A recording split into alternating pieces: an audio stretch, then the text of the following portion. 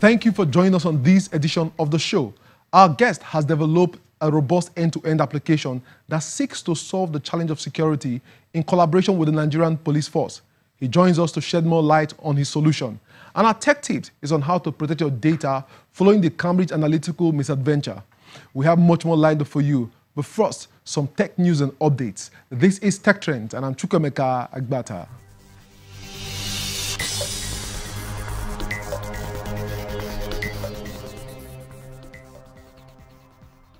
Ever bothered by old visitors' notebooks lying around?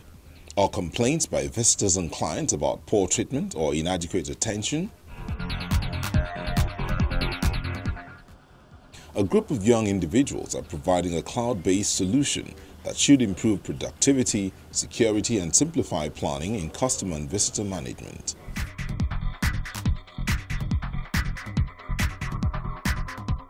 The platform is called Identity and has 3 products: ID Visit, ID Queue, and Customer Survey.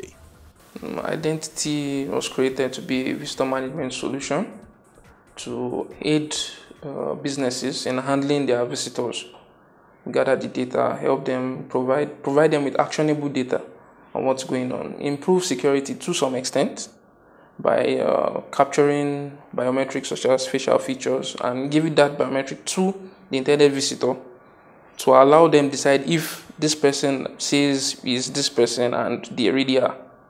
Identity grew further than just visitor management. It has gone into various fields, from biometric attendance system for staff to aid in eliminating ghost workers to the ID queue, identity queue, which is basically a queue management system.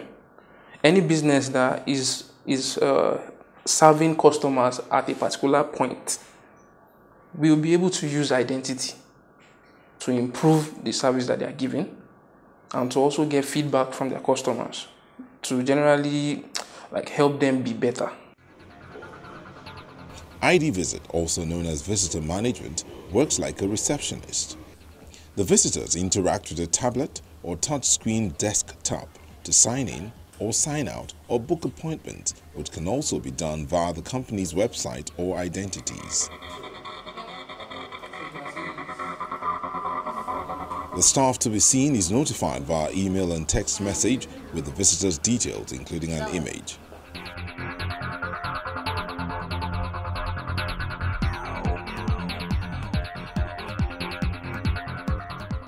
He or she will be given an option to accept or reject the visit request through a note or a direct call to the reception.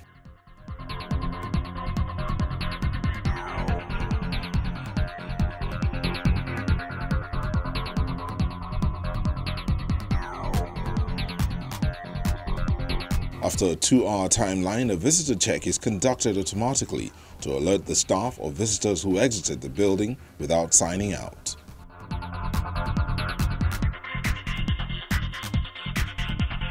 Data is stored in the cloud for company report purposes and can be accessed from any location.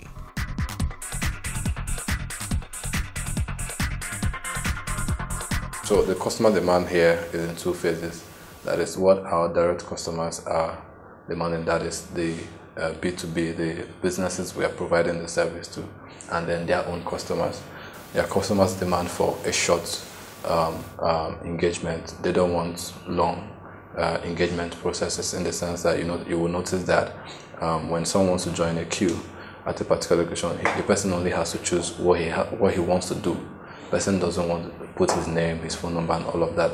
So customers don't want to waste time. They just want to get in, and we have to put that into our own processes. Customers want a lot of privacy, so you will notice that some data were not exposed at some point. When I want to choose who I want to see at an organization, I would only see your name. I cannot see your details. So that privacy is very much key to customers.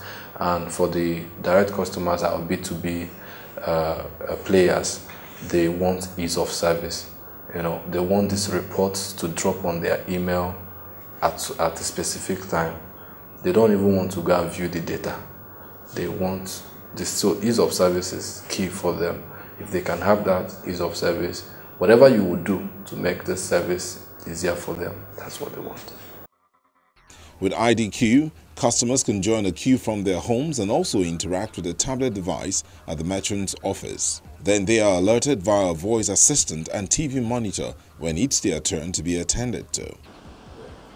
Customer number 1 with service code 2783889. Proceed to marketing terminal Q1. Individuals can also rate the system immediately based on the service rendered or their general experience.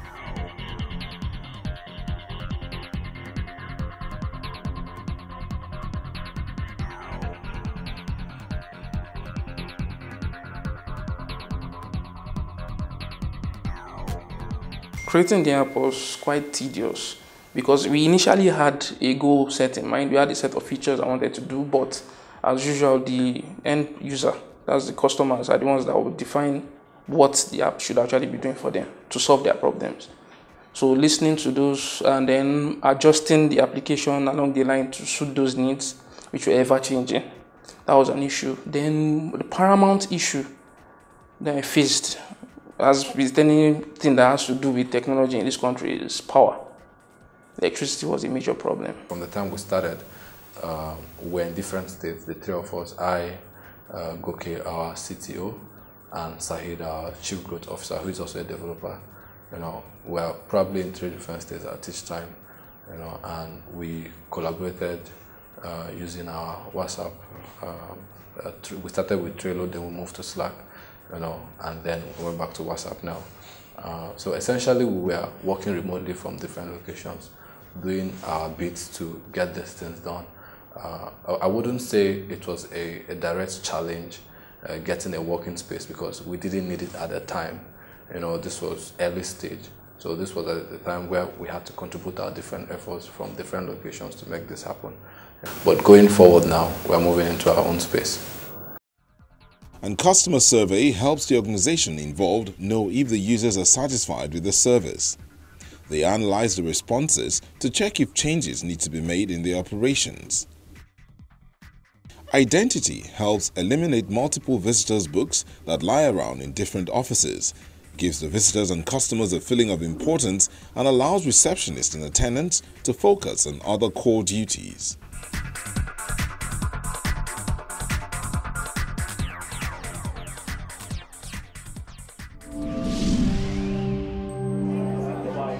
South Africa has launched an ATM-like vending machine to dispense medicines to patients with chronic illnesses such as HIV/AIDS, in a move aimed at reducing waiting time and congestion in public healthcare facilities. The Health Department and Charity Rights to Care says the pharmacy dispensing unit, designed as an automated teller machine, was the first of its kind in Africa and allows patients with chronic illnesses to receive repeat medication in a few minutes. The unit, dubbed ATM Pharmacy, was launched in Johannesburg's Alexandra Township. Patients can speak to pharmacists located at a call center by using a telephone receiver on the PDU and receive advice on their medicine.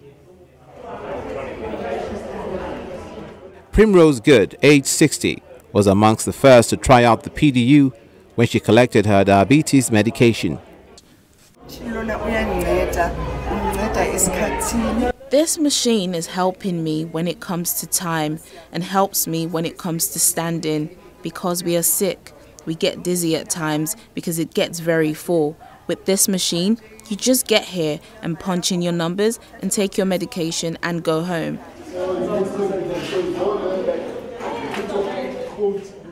At the epicenter of the worldwide AIDS pandemic, South Africa now boasts of the largest treatment program in the world, with millions of people receiving the antiretroviral drugs that allows those living with HIV to lead normal lives. Medics say Alexandra is highly populated and public health facilities are overly burdened. 25-year-old Batandwa Mbele, who is HIV positive, welcomes the ATM pharmacy. But she's worried that her searches for a job access to medication would interfere with her prospects. Because I'm not worried now. This has really changed my life because I'm no longer worried about collecting my pills late. I have to be sure that when I start working, I have to be there by 8 in the morning. and knowing that I have to fetch my tablets. I would worry that I have to skip work, and at the same time I'm thinking that I have to go to the clinic. It has really changed my life.